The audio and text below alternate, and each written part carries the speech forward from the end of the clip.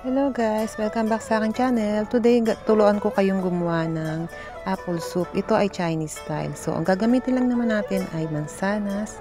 I-slice natin ng manipis. And then, gagamit din tayo itong red dates, dried longan, and yung koji berry. So, magpapakulo lang naman tayo ng tubig, 8 cups. And then, ilagay na natin lahat yung ating mga ingredients.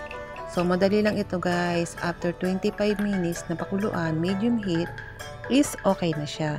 So, ito ay binibigay natin sa ating amo para sila ay mapreskuhan pag ganito winter time. So, yan guys. Pwede nyo siyang iserve ng warm. Pwede rin naman siyang inumin na malamig o cold.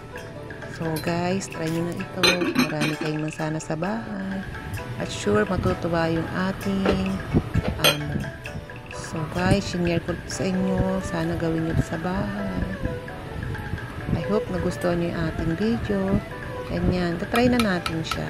So, kumuha ko ng cup at ininom ko at napakatamis naman po ng ating apple juice. So, iserve nyo siya warm or cold. Enjoy and please like my video and subscribe. Thank you for watching. Bye.